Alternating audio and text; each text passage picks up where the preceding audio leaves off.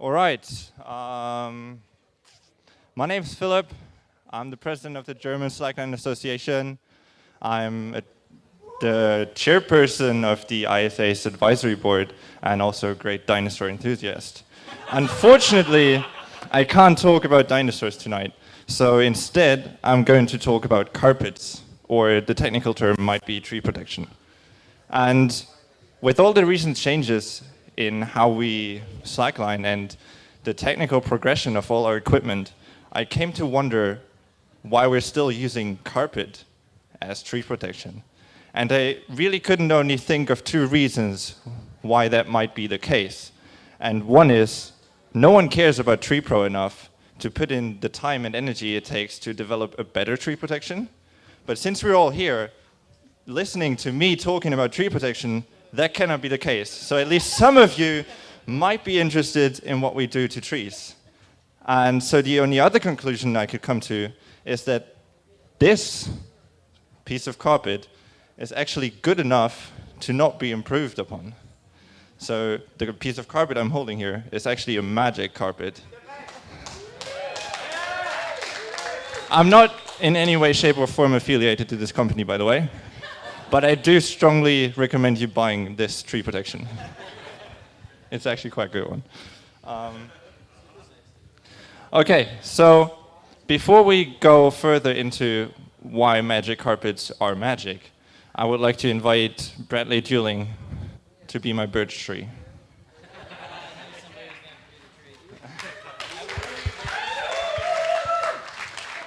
There we go.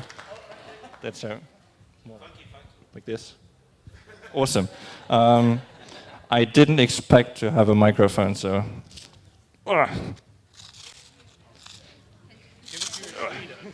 I'll just give it to my tree and he'll install it myself. So, the way slacklines interact with trees can really be boiled down to 4 different things.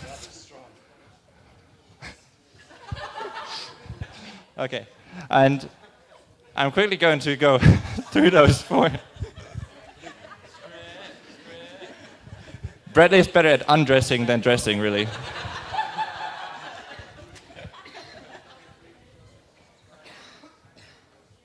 All right, and the first dimension that we're going to look at is what we do to the tree without actually touching the tree. So let's imagine we're going into our park and the tree protection is already magically on there. And the next thing we're going to do is try to install our sling here. And so we go to the tree and then maybe walk around the tree once to see really where it's going. And maybe we're stepping on a root to get a little higher. And you see how I'm already moving a lot around the tree.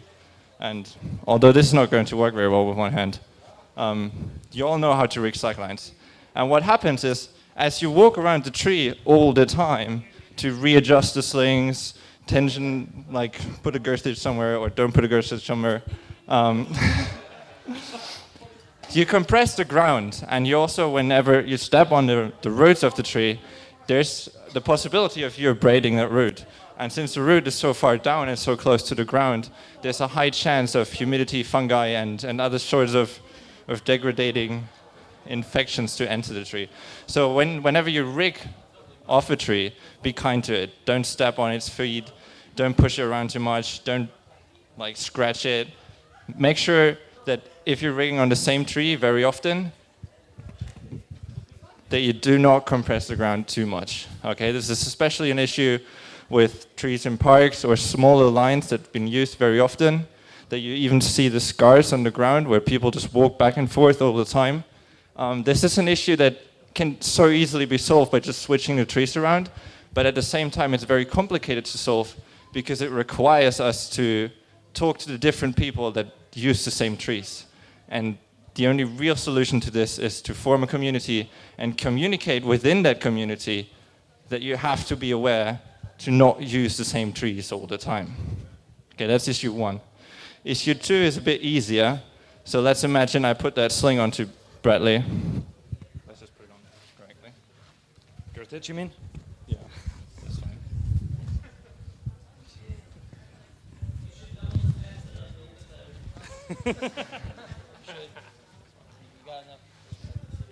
Okay, so the second dimension that slacklining affects trees is a little easier to understand. If I pull hard on a tree, or on Bradley really, he's going to topple over. Okay. Sorry. Now, very rarely it happens that a slackline actually does pull over a tree.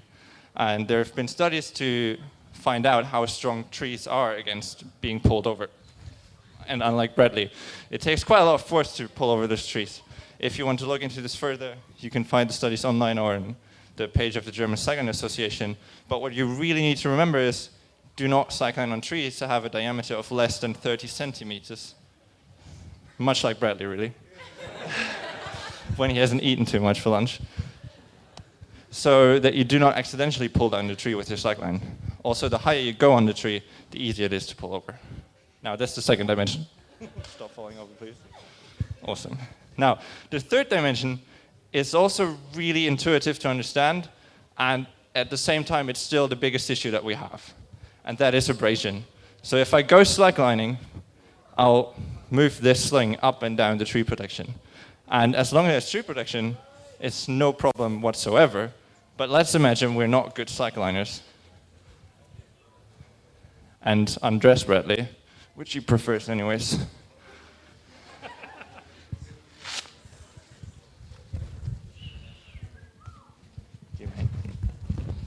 Oh, There we go. fresh.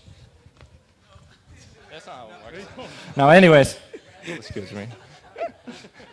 Now, Bradley, the birch tree, without tree protection, will very quickly suffer from this sort of abrasion. And that's the biggest problem we have right now with trees and our access, that people don't know that they need to use tree protection, or they just actually do not care about it. And you see those skid marks all over the place. It's already showing, okay? This is something that can be easily prevented by just using tree protection. Whatever sort of carpet you want, it's probably fine. However, it's really surprising how many people still don't use tree protection. And I hope that all the people here kind of do use them. And as far as I've seen, most of those lines do use tree protection. And I really encourage every one of you to go out to people who don't and just tell them what this is about. Okay? Awesome. So then the actual topic of, or the actual sort of information, because this is nothing new for you, I want to give is about pressure. And that is the fourth dimension in which we interact with trees. So imagine putting a sling back on Bradley, or even better, I'm just going to draw it. Thank you, Bradley. Should I sit down? You may sit down.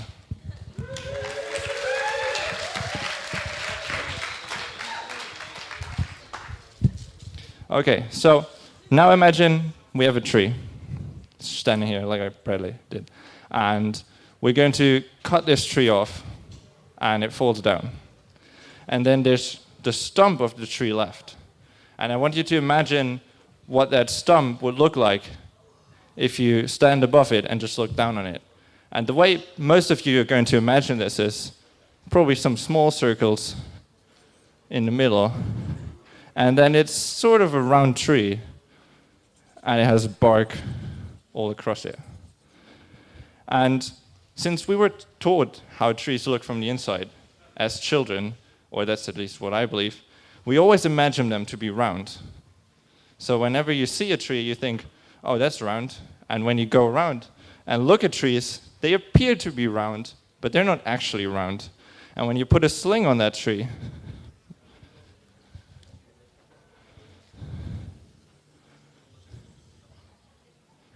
like such, you imagine that the sling lies or contacts the tree from here all the way across to here. Depending on the angle, you might get a slightly larger or slightly smaller surface area. But all of us intuitively believe that this part of the sling is actually touching the tree. And I've come to realize that this is not the case. The main issue is that trees just aren't round. They're more like egg-shaped with cancer. Maybe like this. It's slight exaggeration, but I've seen worse trees than this. And when you then put a sling around this, what you get is not quite as much surface area as you originally thought. Because now the tree is only really touched by the sling in this area, okay? And it contacts the sling on a number of points rather than this big semicircle. And the question now is that a problem? Because we've been rigging cyclines for years and years and years on the same trees thousands of times. And there's very, very few trees that actually have any visible damage. Most of them don't. And to me, it just doesn't make sense that if we're only touching the tree in these small areas, which we actually do, and not this big surface area, how come the tree doesn't die or doesn't show any sort of damage at all? And part of that might be because trees on the inside are more round than on the outside because the bark has some irregularities, and that the force that we apply on these points actually travels down to the surface of the tree in these sort of cone-shaped triangles, like such, and that the living part of the tree, which is the cambium layer down here between the bark and the wood, is actually the part that we interact with, and it's quite widely touched. Okay, that would be one of the explanations, that the bark is actually thick enough and of a sort of cone shape that it distributes the pressure along the cambium layer, so the tree doesn't actually see those peak forces that you would expect here. But then there's also trees with a much smaller or a much less defined bark than this. Okay, it might be sort of like this. And the bark is very, very, very smooth. And when you think of only applying pressure to certain points, it's hard to imagine that these small triangles will distribute the force somewhat equally. And after thinking about this for a while, I came to the conclusion that thinking about this will not help the issue. So I asked Tom, or Thomas Buckingham from Swiss Slackline, if he could give me some money so that I would buy a pressure-sensitive foil to measure those peak loads, and to also, on a fallen tree, measure the loads or the pressure on the cambium layers to actually find out what the different loads are. Unfortunately, I didn't came around to do that before this talk. Crash. But I got some extra foil beforehand to experiment with this. And what we found is that if you don't look at it from above, but from the side, what's happening here? And you imagine this to be the pressure foil that's on the tree, placed like this, and you put a sling across, like such. And now, when there's pressure on the foil, it will take a different color. It will turn red. And it will turn more red or redder if there's pressure on it. And what you see is not the sling. You see these small little ripples and points. So,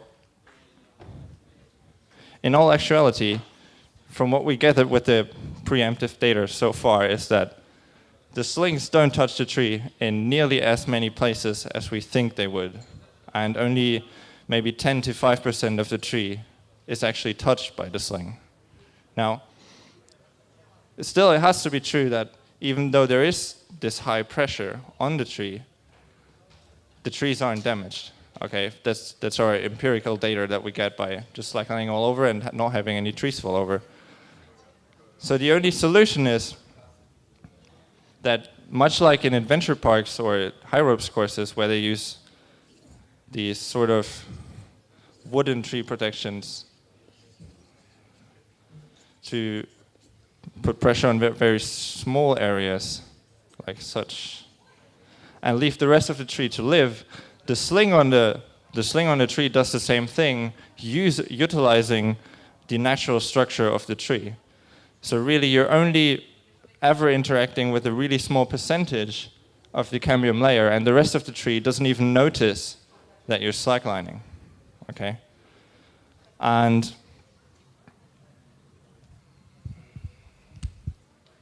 this is where we stand right now.